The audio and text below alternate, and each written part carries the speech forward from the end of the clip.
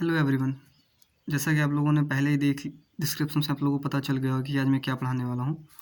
तो मैं बता दूँ, मैं इस वक्त प्रेजेंट कंटिन्यूअस टेंस पढ़ा रहा हूँ।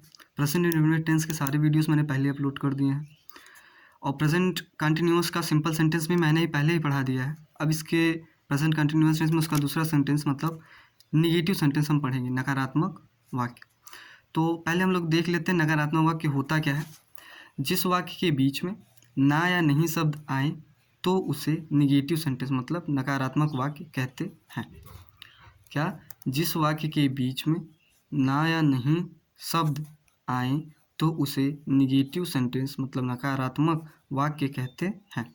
फॉर एग्जाम्पल, वह खाना नहीं खा रहा है, तो इसमें नहीं शब्द आया और इसमें रहा है शब्द, मतलब इसका मतलब क्या है, प्रेजेंट कंटिन्यूअस टेंस है।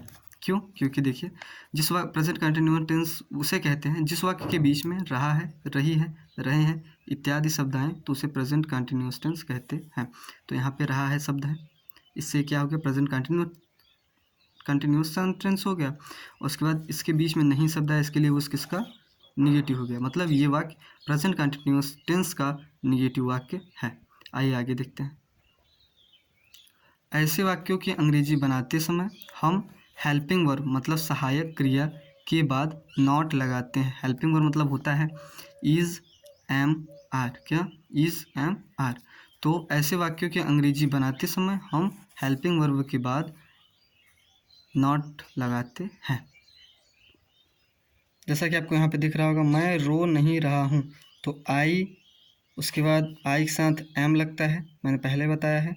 उसके बाद मैंने क्या बोला, हेल्पिंग वर्ब के बाद not. I am not, main verb whip होता है, उसमें आई एन जी जोड़ देते हैं, आई एम नॉट विपिंग, और लास्ट में फुल स्टॉप।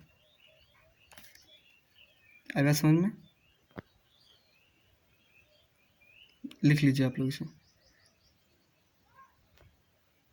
इसका फॉर्मूला देखते हैं। फॉर्मूला, सबसे पहले सब्जेक्ट जिसके विषय में बात हो, उसके बाद हेल्पिंग वर्ब, हेल्पिंग वर्ब मतलब सहायक क्रिया, उसके बाद नॉट। थोड़ा सा ये वो हो गया, गलत हो गया था, इसके लिए बनाना पड़ा।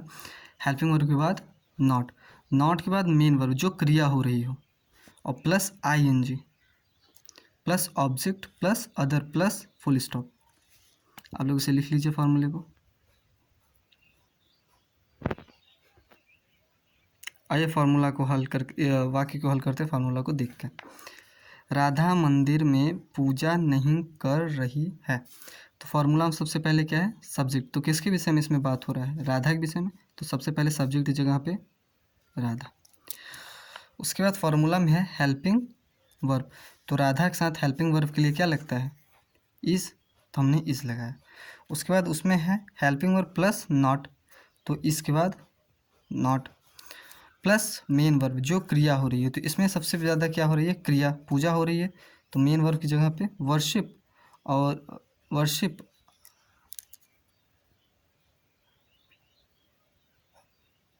वर्शिपिंग हो जाएगा, वर्शिपिंग।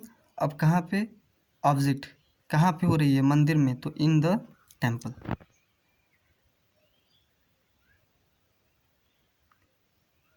आया समझ में? लिख लीजिए आप लोग इसे। हम गंगा में स्नान नहीं कर रहे हैं, तो सबसे पहले हम वी, उसके बाद हम के साथ क्या लगता है, आर। हेल्पिंग वर्ब हो गया, हेल्पिंग वर्ब के बाद नॉट प्लस मेन वर्ब, बात होता है, और plus I N G, bathing हो गया। कहाँ, और प्लस ऑब्जेक्ट, तो कहाँ पे, इन द गंगा। उसके बाद फिर नीचे देखते हैं, मैं भोजन नहीं पका रहा हूँ, तो मैं के लिए आई के साथ एम लगता है, हेल्पिंग वर्ब। उसके बाद नॉट कुकिंग द फूड। तुम दोनों पढ़ नहीं रहे हो, यू आर नॉट रीडिंग। यहाँ पे दोनों शब्द का कोई मतलब नहीं है, तुम का ही बस लगेगा, यू के साथ आर लगता है, आर नॉट रीडिंग। एक बार फिर से देख लेते हैं, प्रेजेंट कंटिन्यूअस टेंस इन निगेटिव सेंटेंस।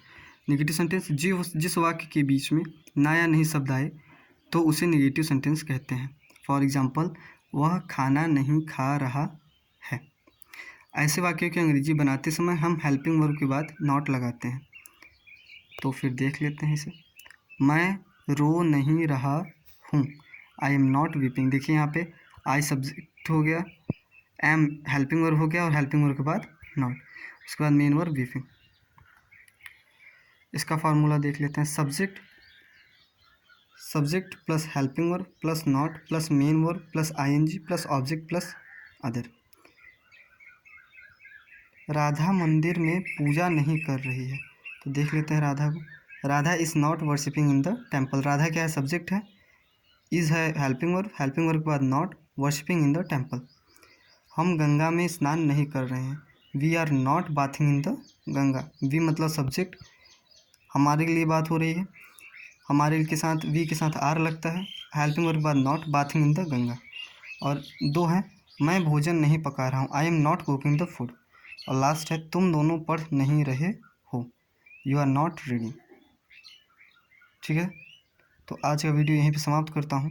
अगर आप लोग लिखे नहीं हो तो लिख लीजिए। धन्यवाद।